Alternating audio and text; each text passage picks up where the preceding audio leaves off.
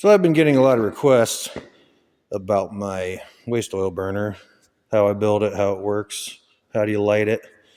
So I'm going to go through a little bit of it here today. So first off, it's just an old propane tank I had laying around. Not sure what size it is, maybe 45 pounds, something like that. It's about 3 times the height of a barbecue tank, pretty much same diameter. The inside diameter of the tank is 12 inches exactly. So it's just all hollow inside. The hole I cut in the bottom, with just a angle grinder and a thin disc, and cut the air hole in the bottom. Cut the door out. Used the piece I cut out as the door. And yeah, there's a little bit of a gap between, but really doesn't matter. Got some old scrappy hinges on there. The handle is just an old head bolt I had laying around in a bucket, but it's nice and long so it doesn't get too hot. So the whole premise is air comes in the bottom, comes up into your burn pot, burns the oil, and goes up out the draft. So that's what I did for my burn pot here. Now this is a brake rotor, rear brake rotor from like a 2010 Honda CR-V. It just so happens that it is 12 inches outside diameter. Now on this stove, there's a weld seam here where the two halves of the tank are put together. So they put a metal ring on the inside to back up that weld. So I cut the door directly above that ring so that this brake rotor sits right there on that ring. Now, could I have put it down farther and had more stove above it for heat? Yeah, sure. But then you'd be crawling around on the ground, cleaning it out, and I didn't want that. Plus, I've got the heat exchanger, so it doesn't really matter. So, on the brake rotor, I welded the stud hole shut, of course, and up through the center of the brake rotor, it's a 2.5-inch piece of exhaust pipe, and I just drilled a bunch of holes in it, starting maybe 1.5 inches up from the bottom of the burn pot, so that when oil pools in here, it doesn't drain out the holes. So the whole concept, air comes in the bottom of the stove, up through the pipe in here, out these holes, into the burn chamber where oil drips in, and that's it. It burns. Now, of course, the top of this pipe, you plug it, just an old scrappy piece of steel, and I put this hat on here to kind of guide the flames around, kind of hold the heat in there. So you start off, you take the brake rotor, it fits right in here.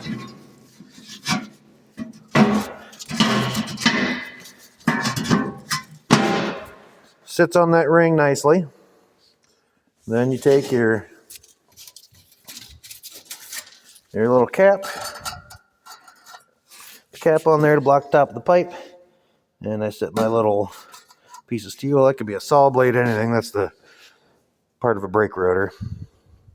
And now we're ready to burn. So I've got a piece of, 3/4 black iron pipe. I, bent a 45 in it with a conduit bender. I had to heat the pipe to get it to bend with the conduit bender. And I've got a flare here. And my oil container is a 15-gallon plastic drum. And it's got, threaded bungs. So the top bung is just the street elbow to fill the container. The bottom one's a piece of pipe and a spigot valve. So when you open the spigot valve, oil comes out and you can adjust it. So to light this, so I've got no forced air, no blower. It's all draft, natural draft. So I got my pipe. I've got the heat exchanger, 8 feet of pipe, and it doesn't go out the wall till 13 feet up there. So I'm scavenging a lot of heat between the tank, the exchanger, and that. Usually when I got this thing glowing hot, the outlet up there right before the insulated pipe through the wall is only 250 degrees or so. So most of the heat is coming inside. Now on the outside, I was too cheap to buy a proper chimney. So I just made my own. It's an insulated pipe through the wall. I made some struts to attach to the building. And that pipe here is just, it's galvanized pipe, 6-inch. It's meant for gas stoves, but it really doesn't even get hot. It's the hottest I've ever got it. It's about 60 degrees when it's cold out. So really, it's basically just a cold pipe.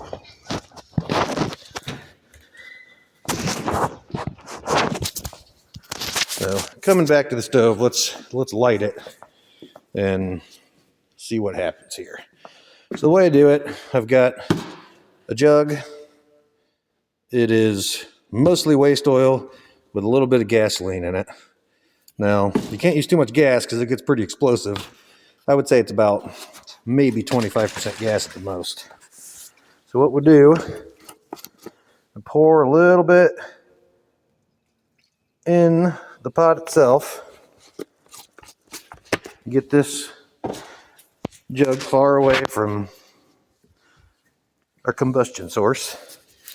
And we light the torch, and it lights. Now, when we shut this door, it's going to start drafting. You'll hear it.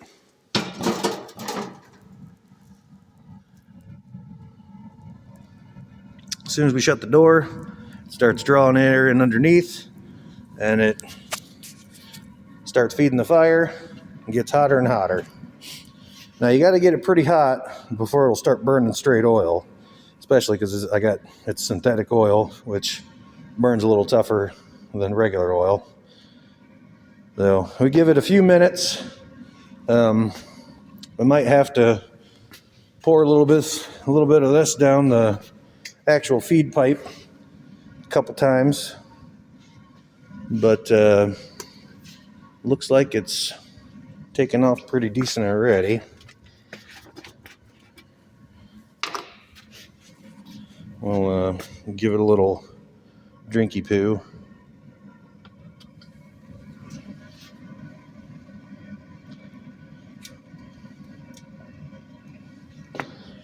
Alrighty, and I think you can see inside there.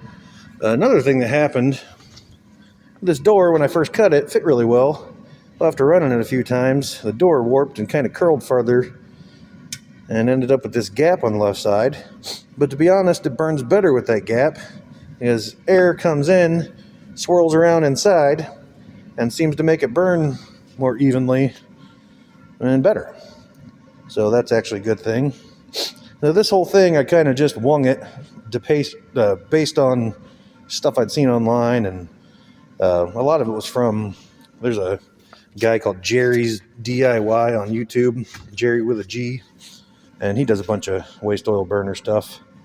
And I got a lot of the ideas from him, but I just kind of wung it and threw it together out of junk I had laying around, and it works really well. I had a bunch of people say, oh, there's no way that can heat your shop. Your shop's too big. Well, my shop in here, it's insulated. It's got R19 in the walls, blown in insulation in the ceiling. If it wasn't insulated, this probably wouldn't do it. But being a well-insulated shop, it does take 4 or 5 hours for it to go from, 35 in here to 60 something. So, it's not going to burn you out immediately, but it's better than freezing in here. So once she's probably hot enough, then we'll just take the little drip valve here, open it a little bit, and you kind of got to tweak the stream as you go. It'll get really hot. You back it off a little bit. You back it off too much, it'll start cooling down. I found that this thing runs the best when the tank part is about 1,000 degrees, and then the heat exchanger, you just get the tubes glowing. That's when it burns the best. If you don't run enough oil and it's not hot enough, the oil seems to cake up in there. The soot cakes up in there a little bit more quickly. But if you burn it nice and hot, it doesn't soot as bad, and it's easier to chip out of there when you're done. I've found that I can run it anywhere from 6 to 15 hours between cleaning out the oil pot, depending on how hot I run it. and depending on how nasty the oil is. Now, I'm not filtering any of the oil, and it's oil. I have an auto repair shop, so it's just a random mix of, any automotive fluids that are flammable anyway. So some of it leaves more residue than others. What else? Well, that's about it. I hope this answers people's questions that they had. And if you got any more questions, leave them in the comments, and I'll either try to answer them or make another video.